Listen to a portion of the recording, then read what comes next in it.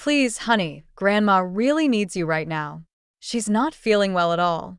My mom's voice crackled through the phone, heavy with what I now know was fake concern. I sat in my apartment in Indianapolis, surrounded by the luggage I had packed for our big family cruise, my excitement quickly deflating into worry.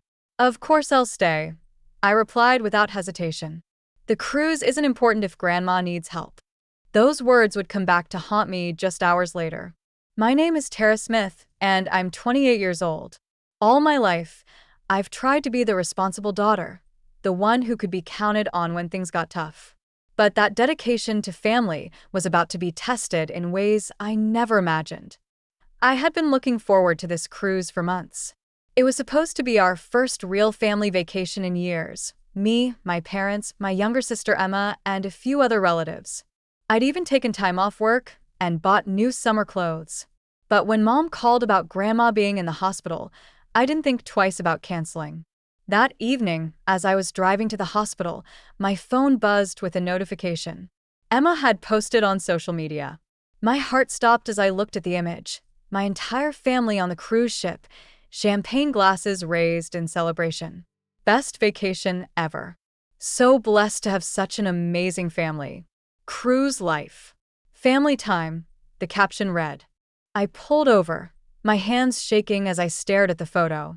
There they were, Mom, Dad, Emma, my aunts and uncles, all smiling broadly on the deck of the ship.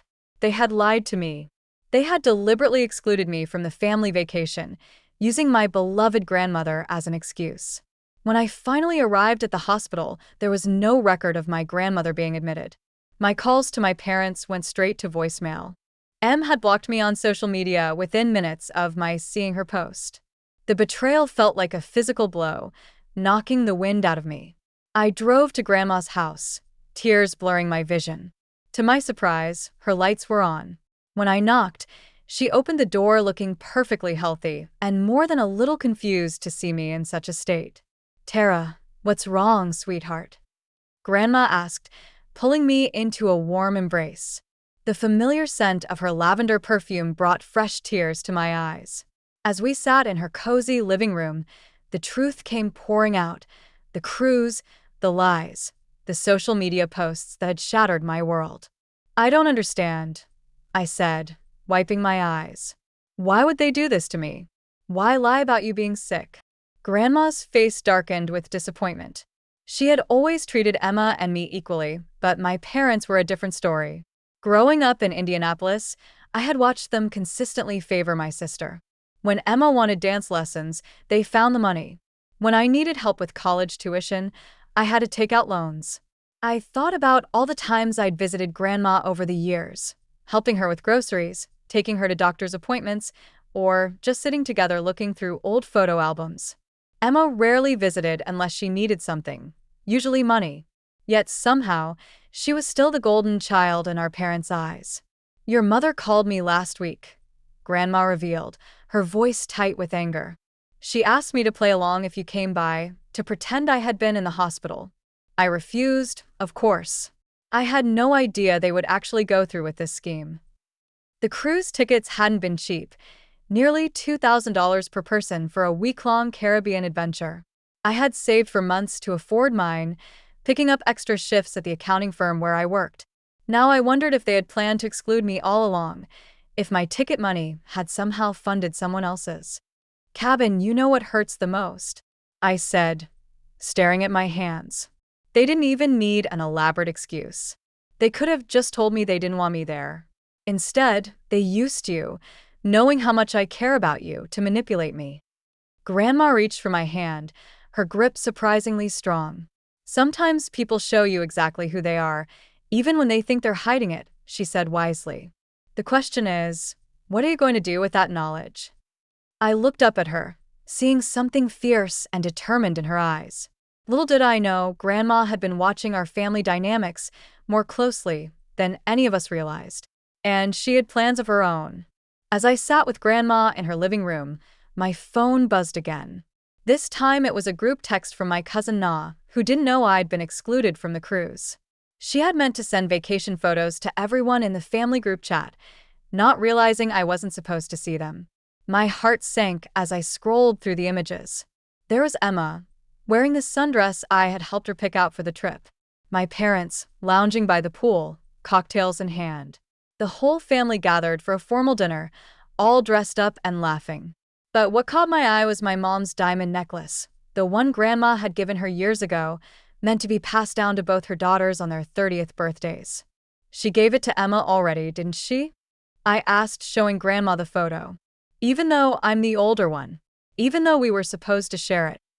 Grandma leaned forward to look at the picture, her expression hardening.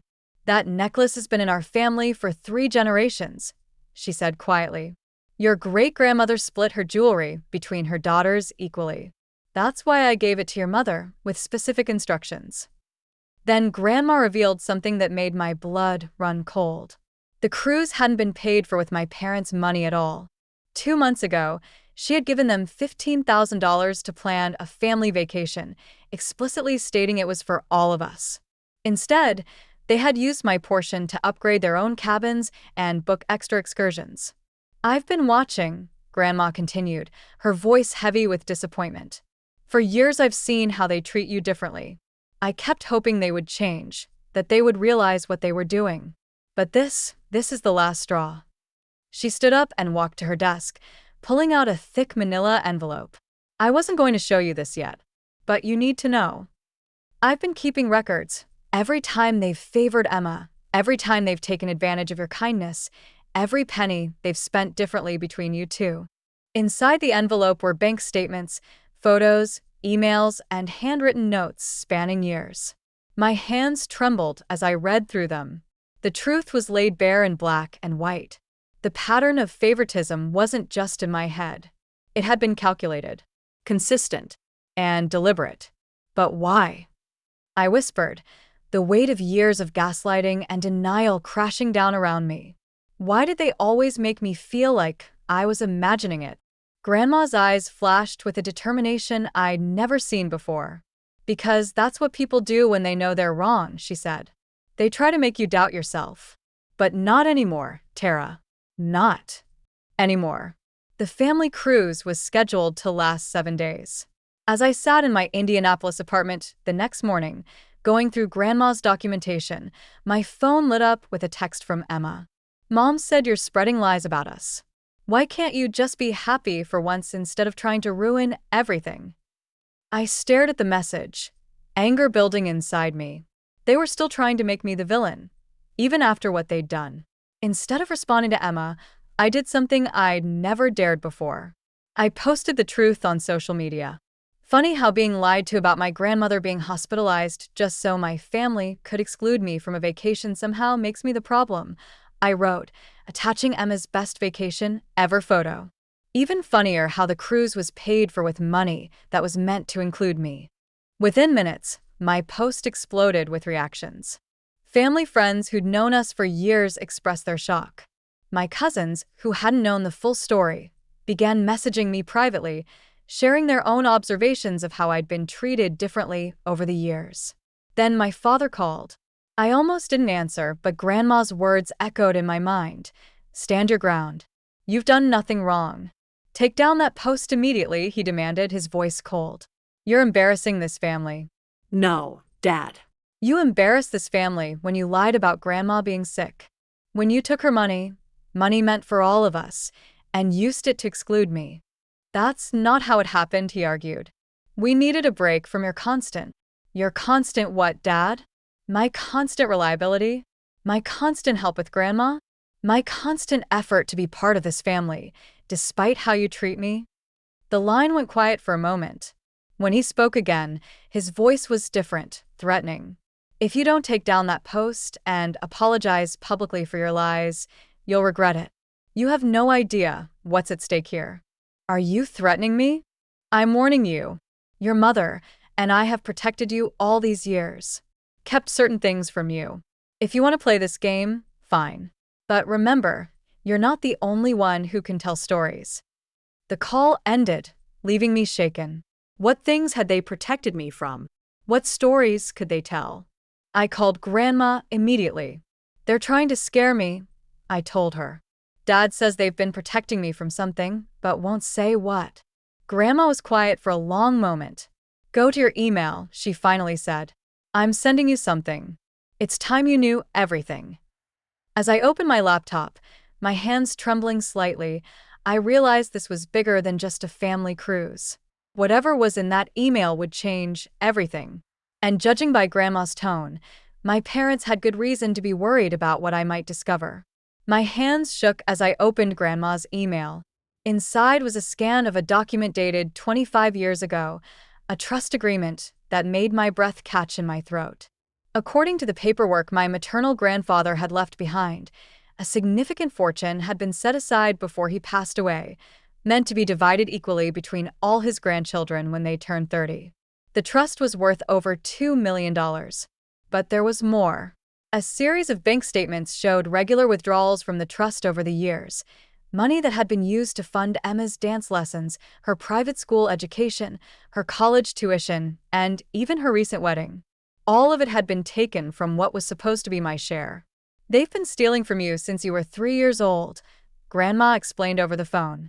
Your mother convinced the trustee, her brother Michael, to give her early access to your portion, claiming it was for your benefit. But as you can see, they spent it all on Emma. I finished, my voice hollow. The numbers were staggering. Over $500,000 had been siphoned from my trust fund over the years, while I'd worked multiple jobs to put myself through college. Just then, another email came through. This time from my Uncle Michael. Subject: I can't keep quiet anymore. Tara, I can't keep quiet anymore.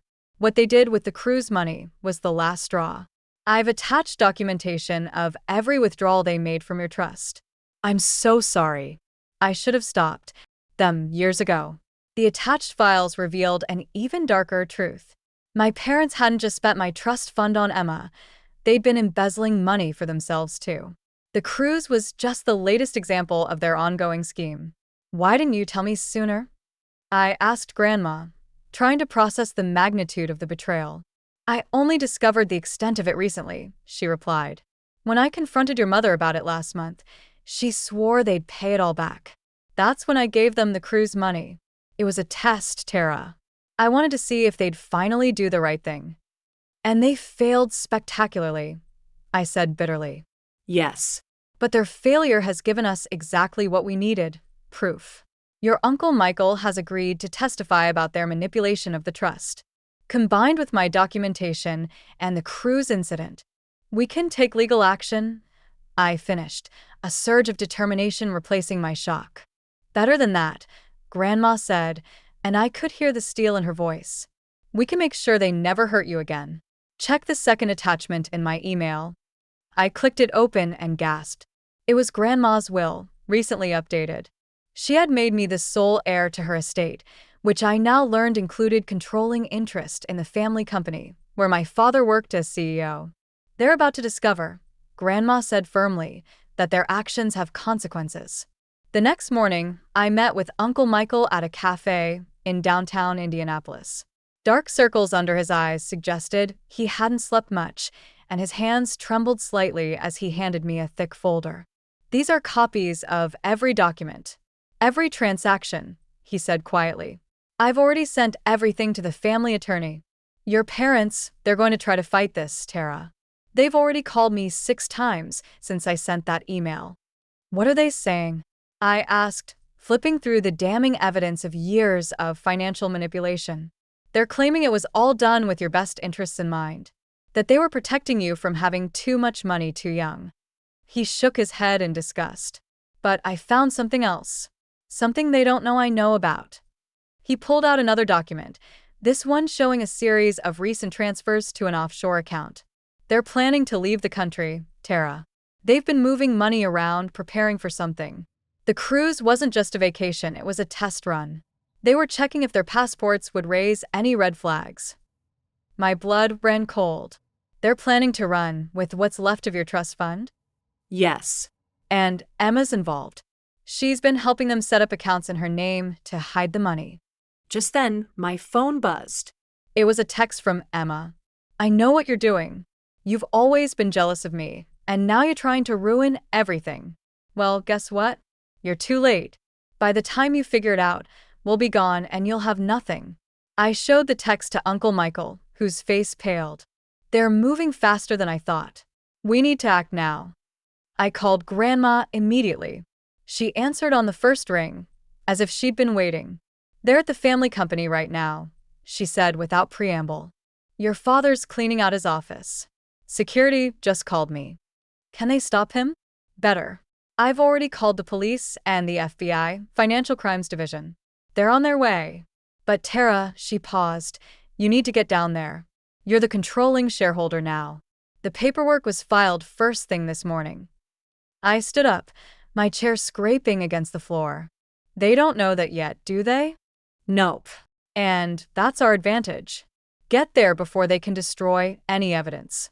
Uncle Michael's documentation proves the theft, but there might be more we don't know about.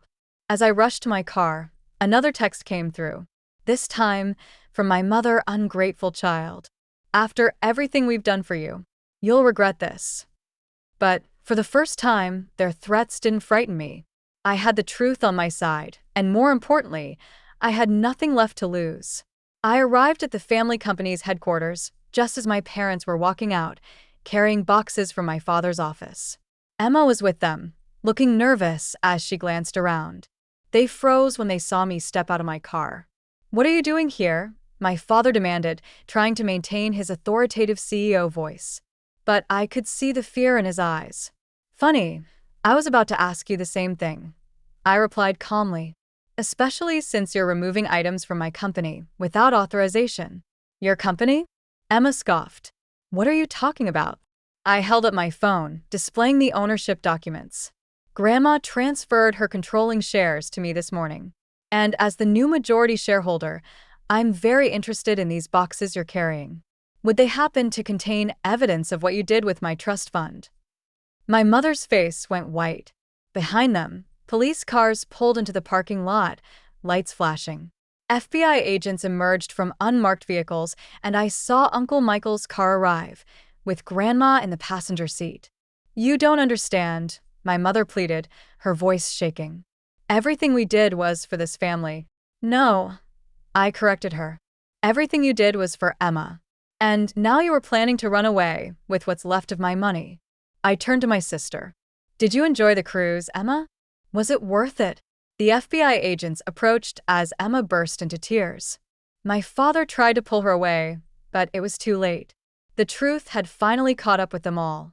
3 months later, I sat in Grandma's garden in Indianapolis, watching the autumn leaves fall as we shared our morning coffee. The FBI's investigation had revealed even more than we'd suspected. My parents had embezzled not just from my trust fund, but from the company as well. They were now facing federal charges, along with additional civil suits from shareholders.